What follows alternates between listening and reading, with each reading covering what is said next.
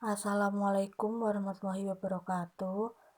Kami dari kelompok 6 yang beranggotakan Aravinda dan Bivalvia akan menyampaikan materi mengenai fungsi nonlinier serta surplus konsumen, produsen, dan total. Fungsi nonlinier dapat berupa fungsi kuadrat dan fungsi rasional. Gambar dari fungsi nonlinier berupa garis lengkung. Fungsi kuadrat disajikan dalam gambar berupa suatu parabola vertikal dan horizontal, sedangkan fungsi rasional gambarnya berbentuk hiperbola, fungsi kubik, lingkaran, dan elips. Fungsi kuadrat. Fungsi kuadrat dengan satu variabel bebas adalah fungsi polinomial tingkat 2. Bentuk umumnya y sama dengan fx sama dengan ax kuadrat plus bx plus c, di mana x sama dengan variabel bebas, y sama dengan variabel terikat, a, b, dan c sama dengan konstanta, dan a tidak sama dengan 0. Dari bentuk umum di atas, apabila digambar pada bidang koordinat akan mempunyai suatu parabola vertikal. Parabola vertikal lengkung ke atas disebut parabola terbuka ke atas, sedangkan parabola vertikal lengkung ke bawah disebut parabola terbuka ke bawah. Gambarnya bisa dilihat seperti yang ada di bawah ini.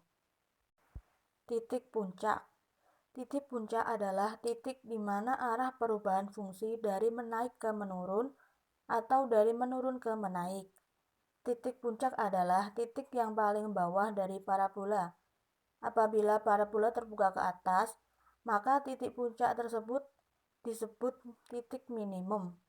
Apabila parabola terbuka ke bawah, maka titik puncak disebut titik maksimum. Rumusnya, titik puncak sama dengan dalam kurung min B per 2A, min B kuadrat min 4AC per 4A, di mana A, B, C sama dengan konstanta. Suatu parabola vertikal mempunyai sebuah sumbu simetris yang sejajar dengan sumbu Y. Rumus kuadrat. Jika Y sama dengan 0, maka rumus fungsi kuadrat Y sama dengan AX kuadrat plus BX plus C akan menjadi persamaan kuadrat AX kuadrat plus BX plus C. Nilai penyelesaian untuk X disebut akar-akar dari persamaan kuadrat, yang dapat diperoleh dengan cara memfaktorkan atau dengan menggunakan rumus kuadrat. Nah, rumusnya seperti X 1, 2 sama dengan min B plus minus akar B kuadrat min 4AC per 2A. B kuadrat min 4AC disebut diskriminan, di mana akan menentukan parabola vertikal tersebut akan memotong, menyinggung, atau tidak memotong maupun menyinggung sumbu X. Dengan ketentuan A, jika nilai B kuadrat min 4AC adalah negatif, maka tidak terdapat titik potong dengan sumbu X. Yang B, jika nilai B kuadrat min 4AC adalah sama dengan 0, maka terdapat satu titik potong dengan sumbu X. Yang C, jika nilai B kuadrat min 4AC adalah positif, maka terdapat dua titik potong dengan sumbu X. Macam-macam parabola. Keterangannya, A sama dengan parameter dan D sama dengan nilai diskriminan.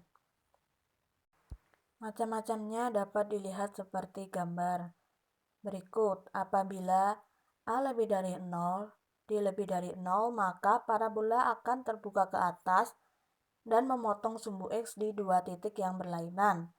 Selanjutnya, apabila A lebih dari 0, D kurang dari 0, maka parabola akan terbuka ke atas dan tidak memotong maupun menyinggung sumbu X. Selanjutnya, apabila A lebih dari 0, D sama dengan 0, maka parabola terbuka ke atas dan menyinggung sumbu X di dua titik yang berhimpit.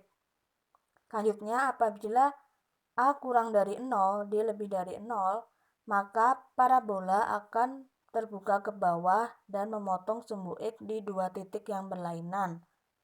Lalu Apabila A kurang dari 0, D sama dengan 0, maka parabola akan terbuka ke bawah dan menyinggung sumbu X di dua titik yang berlainan.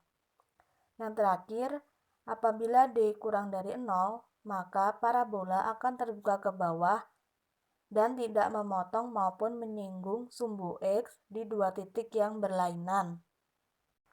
Contohnya, jika fungsi kuadrat Y sama dengan X kuadrat min 8X plus 12, carilah koordinat titik puncak dan gambarkanlah parabolanya. Nah, penyelesaiannya yang pertama dicari koordinat titik puncak. Terus dimasukkan rumusnya min B per 2A, min B kuadrat min 4AC per 2A.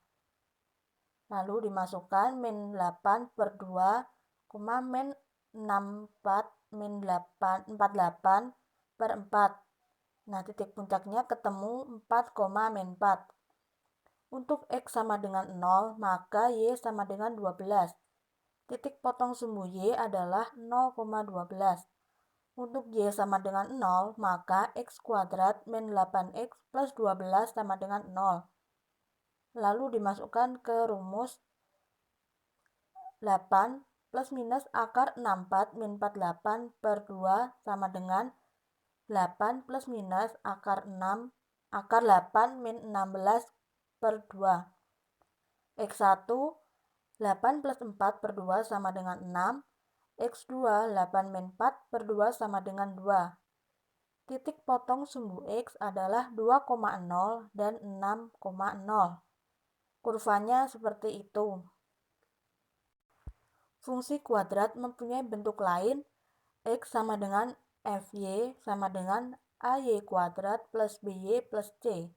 Apabila digambarkan pada bidang koordinat kartesius, kurvanya berbentuk parabola horizontal. Parabola horizontal terbuka ke kanan atau ke kiri tergantung nilai koefisien A. Ketentuannya, A, koefisien A lebih dari 0, maka parabola akan terbuka ke bawah. Yang B, koefisien A kurang dari 0, maka parabola akan terbuka ke kiri. Sumbu simetri parabola horizontal sejajar sumbu X dan memotong sumbu Y. Jika D lebih dari 0, maka parabola memotong sumbu Y di dua titik. Yang B, jika D sama dengan 0, maka parabola akan menyinggung sumbu Y di satu titik. Yang C, jika D kurang dari 0, maka parabola tidak akan memotong sumbu Y. Sedangkan koordinat titik puncak nilai X dan Y saling bertukar tempat. Nah, nilainya seperti itu, Y, X. Rumusnya titik puncak min B kuadrat min 4AC per 4A, min B per 2A. Jadi dibalik dari titik puncak yang sebelumnya. Contoh, jika fungsi kuadrat X sama dengan Y kuadrat min Y min 6, carilah koordinat titik puncak dan gambarlah parabolanya. Penyelesaiannya, dicari koordinat titik puncak. Nah, itu dimasukkan semuanya lalu ketemu 25 per 4, 1 per 2. Untuk Y sama dengan 0, maka X sama dengan min 6. Titik potong sumbu X adalah min 6,0. Untuk X sama dengan 0, maka Y kuadrat min Y min 6 sama dengan 0. Lalu dicari Y 1, 2, 1 plus minus akar 1 min 24 per 2 sama dengan 1 plus minus 5 per 2. Y1 ketemu 3, Y2 ketemu min 2. Jadi titik potong sumbu Y adalah 0,3 dan 0,2. Lalu kurvanya jadinya seperti itu yang di samping. Surplus konsumen. Surplus konsumen adalah selisih antara jumlah maksimum yang rela dibayar oleh seorang konsumen atas suatu produk dengan jumlah yang sebenarnya dibayar oleh konsumen ketika membeli suatu produk di pasar. Mengukur surplus konsumen dapat dilakukan dengan cara melihat titik potong antara kurva permintaan dengan sumbu harga dari produk tersebut. Selanjutnya, untuk mengukur jumlah yang kebenarannya dibayar oleh konsumen dengan melihat pada harga keseimbangan di pasar dari produk tersebut. Surplus konsumen secara geometri adalah area yang berada di bawah kurva permintaan dan di atas garis harga yang sebenarnya konsumen bayar atau harga keseimbangan di pasar. Besarnya nilai surplus konsumen bergantung pada harga yang sebenarnya dibayar oleh atas suatu produk. Apabila harga sebenarnya yang dibayar konsumen menurun, maka surplus konsumen akan bertambah.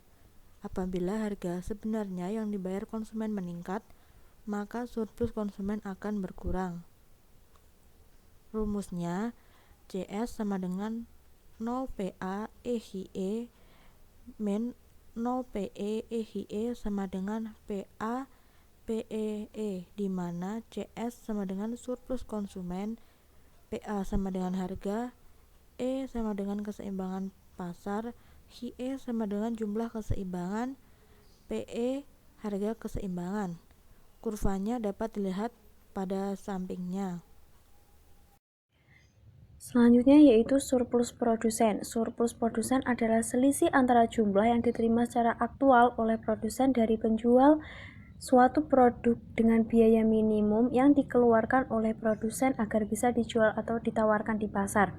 Rumus umumnya yaitu PS sama dengan OP E dikurangi OPE, EE sama dengan PEE. Surplus produsen tersebut pada gambar tersebut dijelaskan adalah luas segitiga PEE dan dapat diukur dengan menggunakan rumus bangun segitiga. Selanjutnya yang terakhir yaitu surplus total. Surplus konsumen dan surplus produsen yang telah dipelajari adalah hanya untuk mengukur besarnya kesejahteraan pembeli dan penjual secara terpisah-pisah. Jika kita ingin mempelajari surplus konsumen dan surplus produsen secara bersama-sama, berarti kita ingin mengukur kesejahteraan secara keseluruhan, baik kesejahteraan pembeli maupun kesejahteraan penjual. Dan inilah yang disebut surplus total atau juga sering disebut manfaat ekonomi neto atau kesejahteraan total. Jadi kesimpulannya dari surplus total adalah penjumlahan antara surplus konsumen dan surplus produsen. Jadi berdasarkan matematika, rumus dari surplus total tersebut adalah TS sama dengan CS plus PS. Diketahui di mana keterangannya yaitu TS surplus total, CS surplus konsumen, dan PS surplus produsen. Cukup sekian yang dapat disampaikan dari kelompok kami, kurang lebihnya mohon maaf. Wassalamualaikum warahmatullahi wabarakatuh.